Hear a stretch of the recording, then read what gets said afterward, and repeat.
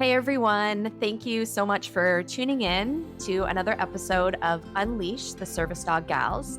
You're here with Megan and Bridget, and today we are going to be diving into service dogs and what they actually do for trauma. Now, before we get into it, if you can all take a minute, and it really helps us if you can subscribe and like this. It helps for us to create more content, and also you guys can be notified of when we're releasing another episode. And with that, I'm going to turn it over to Bridget. So, what service dogs do for trauma? Yeah, I think that the important thing to ground this conversation is that when people hear service dogs for trauma, the conversation can get really romanticized really fast. And I think that's kind of true with all service dogs. We tend to think that, oh, a service dog's going to come into my life and they're just going to fix everything. Which we know is not true. Function versus the fantasy of it all. Yes, Yeah. exactly. So I do want to say very clearly that I think you probably agree with me on this, Meg, that these dogs can be profoundly helpful. Mhm. Absolutely. Do they do a ton of help and work for us? They're not magic fixes. They're not taking away what you went through or what you're experiencing, but they are helping you manage those daily symptoms to make Yes. functioning in your life a little bit easier. Yeah. And like trauma is not going to disappear once a dog enters a picture, Right. right? It's not going to cure, dogs are not going to cure things. But like you said, a trained dog is definitely going to help a person live with the trauma. So once we kind of move past this like miracle idea of these little miracle workers, for me, the question becomes what can these dogs actually do?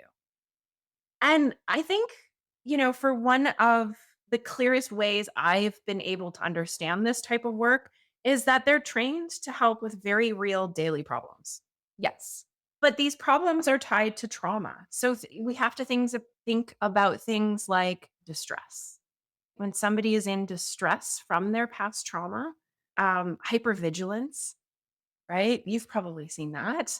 Disorientation, panic in public, difficulty functioning in public, but also at home. You think night terrors. Yeah. So they do have a lot of power, but these are the kinds of tasks that are going to be commonly discussed in the literature. So where I'm drawing on this from isn't, what I want the dog to do, right? Because that's a different conversation than what the dog can actually do. Yeah, and when you talk about tasks and these psychological symptoms or physical symptoms that stem from trauma, whether it's night terrors, disassociation, feeling anxious, unsettled, and then there's these specific tasks, that's where the service dog comes into play and why service dogs are very different than, an emotional support dog because they are task oriented. I think it's helpful for the listeners to define what is a service dog? What are they doing that's different in function from an emotional support dog? Yeah, I think that's a good conversation. I mean, when I think of working animals, I think of it as a broad umbrella, right? Working animals are holding up that umbrella. And then within that, we have therapy dogs, we have emotional support dogs, we have our service dogs, and they all perform different purposes. And so a service dog is supporting an individual with a disability. So And they're task trained for those specific interruptions and those specific needs of the individual. yeah, like interrupting anxiety attacks, right? With little boops on your leg or a paw, Or a right? lick on your Jeez. face. Yeah. Yeah. Yeah. Or things like calming during escalation And or that can look like physical pressure. Yeah, yes. there's tasks where there can be that physical pressure, and with that physical pressure, it can help slow down the heart rate, reduce the blood pressure, and just really help reground. Because a lot of times when these triggers are happening, it's internal. So it brings that focus externally, which when that happens, it's helping to reground and recenter and just connect back with the present Mhm. instead of going back into that trauma or that trigger that you're experiencing. Right. Yeah. So Yeah. internal versus external. And that's what these dogs are helping do and interrupt with those specific tasks. Yeah, that refocus into this The moment. present. Yeah. Yeah. like that. That's a Yeah. really good way to explain it. I also think that like one thing that I find fascinating that they can do is helping someone exit an overwhelming environment, right? Like find the exit, get me out of this situation. We kind of talked about it last week where if you're out in public and a flashback happens or something happens and you just need to leave your environment, dogs can help you do that, Mhm. which is kind of cool. They can also help with physical space. So there's Yeah. tasks around blocking. And so they're able to set their body physically in front of you through this specific task that they've been trained to do that can help create just a little bit of space, if you're Yeah. feeling overwhelmed in a very crowded area. Yeah. Yeah. That was one that I found interesting in the literature Mm. because it's kind of a controversial task. Because when you think like some people are saying that that's enabling, right? How so? That's how the it just said that it's enabling rather than pushing the person further into recovery. But that begs the question that we started at the beginning, right? What can they do and what can't they do? They're not a cure. They're not a cure. Let's think in a grocery store. Let's think you're at the checkout line and someone's a bit close. I mean, I think people in general are feeling like, oh, okay, you're a bit in my space. Yeah. And so someone that might be experiencing PTSD or some of those symptoms wants to create a physical barrier. You can have that dog put into the position. It's creating a little space. It's not enabling, it's a Right. protection. And it's why there is a service dog is to help mitigate that. So Yeah. they're not doing something that's inherent in their role Right. is to help manage some of those symptoms. It's not enabling. I'm with you I on would this. disagree on that. I would have to understand a bit more what fully that context of that criticism is. But from when I train service dogs and from what I see, and also from what I understand of trauma, is having tools is very helpful when you're coping and working through it. And that Yes. would be a tool to create a little bit of physical distance. It's not a lot, But I but mean, it's something I just would to like help. it. I know.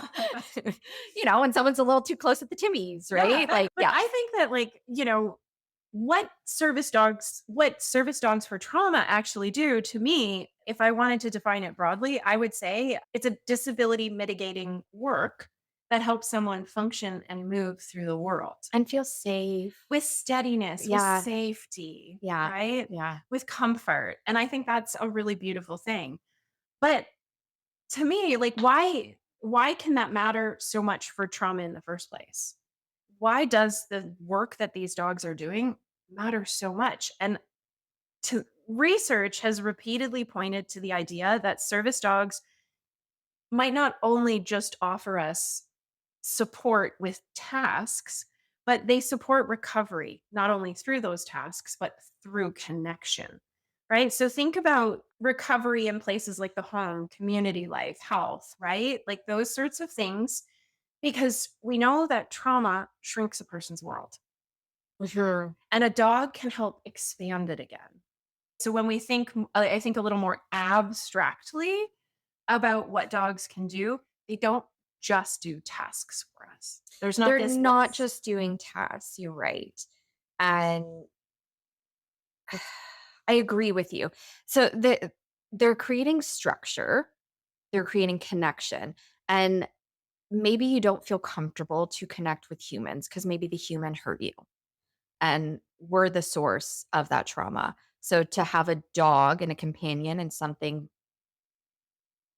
an animal that you feel safe with, I don't want to say something, having an animal that you feel safe with and you have that connection, unconditional love, you guys are not going to hurt each other. It's a safe place. Having a dog, you also have to have a routine. So uh, it can sometimes when there is a traumatic experience or you're suffering from PTSD, you want to withdraw and stay in the home. And that cycle, it's very harmful just to stay there and sit with your trauma. But what these dogs also do is they have to go pee. They have to be stimulated. The training has to continue. So it helps establish a routine getting you out. We know when you get out and you can be exposed to sun and to nature, that is a natural healer. And so just to get that routine, get out of the home, be with a dog, be with something that is safe, it can really help change the chemical response in your Yeah. brain of all those negative things and all those traumatic things that you will still hold, but you're balancing it with something else. Yeah, I mean, if I would recommend for the listeners to check out Dr. Colleen Dell. You can just Google her name. She has a website, but she's one of the leading researchers on service dogs PTSD. And most of the research has been on veterans because of, that gap that we talked about last week. But she has a research study on suicide. And she's pointed to service dogs matter partly because they reduce that loneliness piece. That hopelessness, and they increase social support for people struggling, like you kind of talked about there, which is cool. It improves emotional attention regulation in these ideas, and it gives a I think this is important to talk about that more social aspect because it moves us into a conversation of why they help, not just how they help, Mhm. right? Yeah, naturally, you're going to have more social interactions when you have a dog. And it can be around the dog and it can be very easy and lighthearted conversations. Yeah. But that moves us into this idea that we have to talk about the world itself. Because if we're talking about public access dogs and they're getting us out and they're helping and they're doing that sort of stuff, a service dog can make public life definitely more possible. But public access also brings visibility, questions, assumptions, right? If you don't want to be approached by people, but you're bringing a dog into a place dogs don't normally go, it is going to kind of change public access to you because it's not neutral. Yeah. You're dealing with the public. And public perception. Yeah. And trying to maybe get more information than they should have access to, right? Why do you have this dog? What is this dog needed for? Well, if it has, that vest and it's behaving properly in public, you don't have to ask those questions because it can be very intrusive. Of course, there's curiosity. Of course, it's a cute dog, but just understanding the dog is a way for these people to get out and again feel Mhm. safe in public, and it's maybe their only way to get Yeah. out. It doesn't mean it's the only tool that they're using to in their recovery process, but it is one of them and can be a Yeah. significant one. It really can because I think like the conversation around public access really highlights that public access is work itself. And the dog is working. Yeah.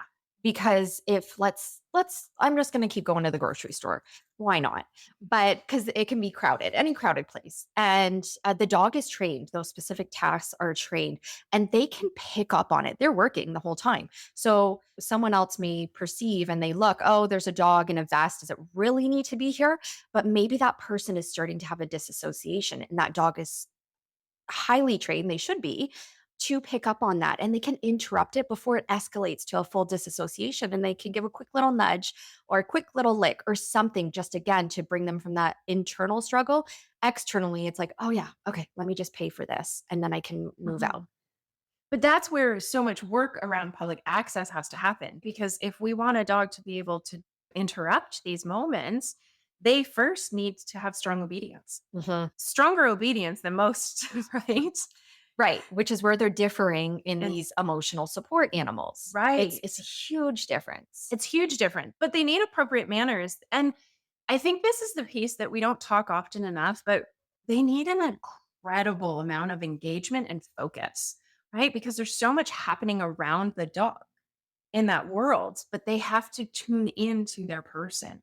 And that itself is a lot of work. It's a lot of work, it's a lot of exposure to distractions and the dog not going to those distractions, still staying in tune to the person they're supporting, Mhm. which is where these rigorous training programs come in, and that's why it takes a dog approximately 2 years when trained by a full-fledged agency, Yes. as opposed to a civilian-based program that might take a little bit longer because there's that guidance, but then also the owner is a part of that training. So Yeah. it's yeah. But yeah, I mean, and to my students listening, you'll probably recall I've said this in so many classes. But, you can't have a service dog walking through the deli department, the meat department, with their nose up in the air, interested in the steak, right? Because if they're interested over in those areas, they're not picking up on what their job is supposed to do, right? Mhm. So there needs to be an incredible amount of work laid before we even accept them into public. Yeah. Right? There's a certain standard. And like I said, public access is work itself. And we can't miss those tasks that are so important to train. Yeah. I do think that, yeah, the public can also push back. We know some Canadian public perception studies have found that the general public is overall quite supportive of service dogs. Most people look and say, "Yeah, that's great. I really love them."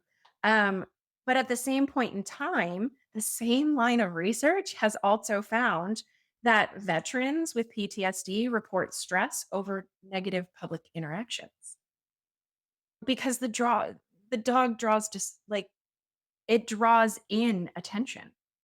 So when Did it speak to what those specific interactions could look like? Is it people questioning them? Yes. Yeah. Yeah, and that can feel very I think when people are questioned It's in intrusive. general, it's intrusive, it can, be a bit uncomfortable, and when it's around your disability, yeah, that can be really tough. Yeah, but like even though we have support for service dogs broadly, it's not going to erase the reality that people face. There's going to be staring because people can't help but look at a cute dog. And there's going to be questions. Hey, why do you have a dog? Which Yeah. is again intrusive. There can be access issues. Yes. And definitely I've experienced it with dogs I've trained in public, people distracting the dog. That's part of training for public access work. People are going to make kissy noises and there's the whole conversation about whether I give my dog's name out because then people might try to distract them. So even though there is that support, it's preparing for public access is a big part of what they do. We have to prepare them to handle the realities of public access. But I think we have to ask the ethical question because we're talking so much about what the dog does for the human. But I think we have to ask, what is this work asking of the dog? Yeah. It's yeah, it does come into ethics. It's does this animal want okay, let me think how I'm gonna phrase this. Because, well, the reason I have hesitation is we are always shaping the dog. Inherently, if they could do whatever they wanna do, they would probably do whatever they wanna do. Within that, can we use positive reinforcement? Okay, you really love food. Hello, lab. Or you really love toys. Let's use that reward based system so that we can have a relationship where you're able to do those tasks. They also love to be stimulated and have tasks to do, but making sure it's appropriate. Specific example I can give is I once had a dog. I honestly can't even remember if it was for PTSD or autism. I can't remember. But this dog loved to swim. And the dog is not supposed to swim because if you're walking by water, they get distracted, they go run in, they pull you. That was one of the standards back in the day. I'm not sure what it is at this point. But this dog, more than any dog I had ever met, all he wanted to do was be in water. And I'm like, this is unethical for me. This dog wants to swim. I don't want to take this away from this dog just so he can work. Like that was his any body of water. He's like, let me in. I remember I was in my mom's backyard and there's like this disgusting pond. He's like, yes, this is for me. Pond, pool, puddle of water. I'm like, I can't. Ethically, I cannot. So I think also understanding that there should be it should be mutually beneficial as well for the dog, making sure it's reward based, making sure that this is something they want to do. If you're trying to shape a dog that really doesn't want to do this, that's not the dog for you, which is why there's such a high percentage of washouts, they call them, where, they have gone through all these professional standards and training and everything and exposures, but they're just not the right fit. And that's okay. And that's to be expected. And I think we have to honor that as well. Yeah, because we want the dog to be a partner. Yes. right? The goal is to have them be a partner. And in order to do that, the dog's welfare has to be central. Mhm. Because if that dog is not having their needs met, right? How well are they going to be as a worker and as a partner? Because then there's always that opposition. You're always trying to pull this dog into something they are just not Hmm. equipped to do. Maybe they're a well-natured dog, but they're not meant to do this. They have to have that specific drive and that specific interest to what you're doing. And that's the reality of it because so many of these organizations consider the animal's welfare. That's why we have washouts. Yeah. Not only why, there's many reasons, as you know, but And the washouts, it's not like they're a lost cause. They just no. might be meant for something different. If there's a dog that has a really high drive and it's like, okay, you're a bit off the handle. Maybe you're a great detection dog, or Mhm. hey, you're such a lovely dog, but you're not meant to be a service dog. It can be a wonderful companion dog. And companion dogs are more emotional support. They don't have public access rights, but Mhm. they're still just a well balanced dog. They're just not meant for that. And that's okay. What we're talking about here, right, is we need to kind of raise concerns. So we've talked about the idea that, these are the type of specific tasks that are in the literature that are kind of our standard tasks for this type of work. We talked about public access being part of that work. But when we position these dogs as workers, this is going to raise these concerns we're talking about the lack of standardization outside of these organizations. Hmm. Insufficient downtime. Workers need rest, and so does a dog. I think that's a public perception as well. People, and some of our listeners may find this is that when you look at a service dog, and it comes from love. It comes from a love of animals. It's like, well, wait a minute, does that dog ever get to rest? And yes, if it comes from the reputable organization, has high ethical standards for these animals, they're going to make sure that that wellness and that rest and that time off is there and is communicated. So I want to assure being part of service dog organizations, at least the ones I was a part of, that is a priority. The dog's welfare is a priority too, and they're not working all the time. They have their, goofy time off and all these things. It's not 24 hours. It shouldn't be 24 hours because they need to rest. Yeah. And also these tasks are games for these dogs. It's not a discipline. So, and when we say that the training has to be ongoing, you're playing games with them. And that's why we're talking about reward based. So if there's a dog that has this favorite toy, waking up from a night terror, to someone who isn't aware of it, they could think, oh, this dog has to be on alert. Well, we might put a tug of war thing to a blanket. They're playing tug of war. Or when they're interrupting, they get a reward after that. It's not just we're putting them to these, working conditions. It's so serious. You don't get to play. This is play for them. This is engagement and That's stimulation. and that's why you want the dog to enjoy the work, Right. right? And that's Yes. why, force-free methods are, the standards that organizations are being held to. Like we're not forcing these dogs to work. It's not going to be enjoyable for anyone. It's not going to be reliable. Right, and Assisted Dogs International has really laid the standards for Yeah. that, making sure that it is positive methods used to train these dogs, and if it's not a good fit, then they're washed out, Yeah. and I think And that's needed. I don't know if you know this, but is it I seem to recall that Assistance Dog International recently removed punishment, or they had like a date set saying you have to remove certain forms of punishment by a certain date. When I worked for an Assisted Dogs International organization, I actually worked for 2. Back then, it would be you would give a command. If the dog didn't do the command, then you could give a verbal correction. If they didn't Hmm. respond to that verbal correction, then you could give a tug. And now it shifted, and that was almost 10 years ago. So I actually think it's been quite a bit of time from my Mhm. understanding. You weren't in the kennels, you weren't allowed to use there were no prong collars. It was flat leash collar. What are the why can't I E-collars? E-collars, yeah, those were not allowed. So when it was getting rid of the forceful methods, that would be as simple as like a quick tug.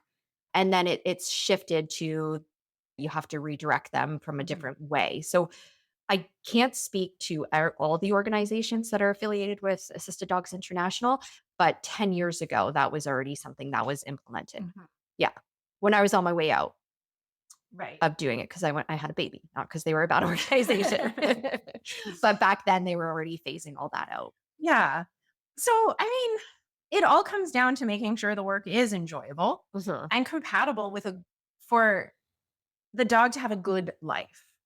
That's the ethical standards we need to hold ourselves to when we're working with these dogs. And I always like to say that why does it matter to bring the dog up in this conversation? Because if the dog's not enjoying the work, that puts you at risk. It does. And when we talk about what dogs do for trauma, service dogs do for trauma, and we talk about the dog's welfare, that's why when there are the civilian based programs, or even not even civilian based programs, for specifically for PTSD service dogs, they make sure there's different modalities, different methods for getting that individual support. They have to have a care team that they're seeing. The dog is not the only answer, and that is for the dog's welfare, because if you're going at it and the dog is your only tool to deal with the trauma, what does that do for the dog? We have to have their well-being in mind, and that's what these agencies are doing, and that's what other ones should be doing, Absolutely. because it can't be the only thing. There have to be multiple, things you're doing to work through the trauma with a care team. It can be so many different things. It could be therapy, it could be through medication, it could be through, there's trauma yoga, like, that's not the only thing, okay? Yeah. But there's different things that they should be doing. It shouldn't be, I just have a service dog to work through these severe symptoms that I'm experiencing. Because that circles us right back to the beginning when we Mhm. started talking about what they actually do. Well, they're not a cure. They're No, they're just they're a one tool. piece Yeah. to a recovery process, right? Or like I don't even wanna say tool when I say that. They're a yeah, companion. Yeah, they're not yes. a tool. They're not an inanimate Adamant. object. Yeah, no, they're a living being that can feel and all these things. So they're a companion. They're a support Yeah. companion. Yeah. And at the end of the day, like I think, a good place to kind of move us to is you have to question whether the dog's personality is right for the work. Yeah. Right? I love some of the organizations who have multiple programs because if a dog's personality doesn't fit for this type of work, well, we can pop them and try them over on this type of work. And that's how the organizations, the ones that I worked for, Yeah. functioned, is you would train them generally to have public access standards, to be desensitized to all these different distractions. And then once they're in advanced training, it's called. So when they're like 16 months, 14, 16, When their 18 months, when personalities they're a bit more mature, when yeah, their personalities then have come through. yes, and then you can figure out what is the best fit.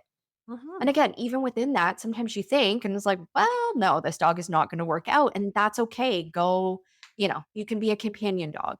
Yeah, and Yeah, that's I love that they do that because I think it's such an ethical starting point, it is. right? We prepare them for the realities of public access, which is work itself, and then we match them there to the type of work they will be best at. Mhm. But that begs the question, what type of dog is good for this type of work?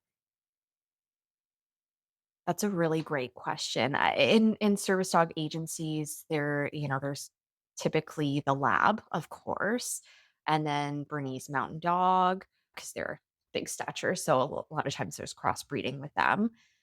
But you're not having to go against some of those natural instincts the dogs have, where there's protection or where there's guarding or where there's, like a herding dog or something, You're the you're not going against breed instincts when you have a lab, which can be helpful. And Mhm. with owner trained, yeah, you might be trying to manage some of those things when they're in these public access settings. So, yes, there's breed discrimination, but there also is, Mhm. these instinctual behaviors, that some other dog breeds may not be a good fit to be a service dog for those reasons. Or maybe they are in the home, they can help out, but maybe not in public. It might be more of a challenge Right. because you can only shape so much. Again, we want to make sure it's mutually beneficial for that dog as well. Yeah. When I think of, you know, when I think of, like, say, hearing dogs, for example, like, you don't want a Eeyore type hearing dog who's gonna fall asleep during sounds. Mhm. Right. And if you have a vision dog, you again don't want an Eeyore dog who's gonna be super lazy because there's a lot of depending activity that we need to do in that role, But maybe right? those dogs are facility dogs Yeah. because there's a lot of sleeping involved and cuddles and things like that. Yeah. Yeah. So, like, matching that personality, like, even outside of breed. I don't know about you, but when I was in the organizations, I used to before I even got in, I used to think a lab is a lab is a lab. No, that's not true. No, they have different there's low energy, medium, high, and then Yeah. what you're responding to. Yeah, and then you have to kind of pair them with the type of work based on their individual preferences outside of breed standards. Mhm. So, I mean, for me, I think we have to be careful with this. You need a very specific personality for this type of work, Yeah. right? Like, you don't want an overly sensitive dog because if you're dealing with, anxiety and maybe night terrors where you're lashing out, we need a dog who's not going to be super sensitive to that. Right. So ethically, it goes back to matching the type of work with the personality of the individual dog, Mhm. which goes back to washouts. Yeah.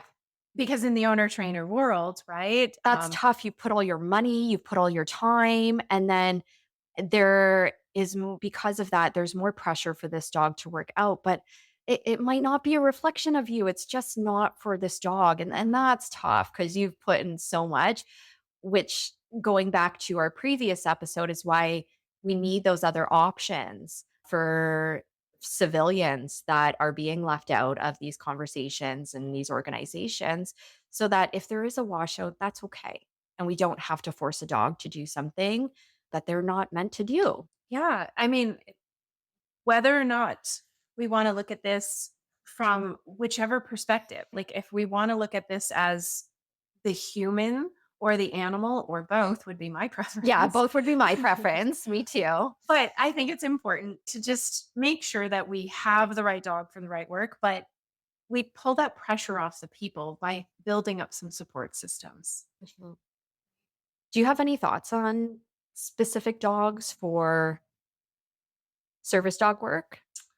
I think that my favorite thing to do is candidate screening because there's a lot I can tell in candidate screening. And my students listening who have been through our candidate screening with Unleash Niagara, we don't look for obedience. Mm. We look for temperament because we have to make sure that the dog is suited. So candidate screening tells us so much about what we're asking of them. And I think that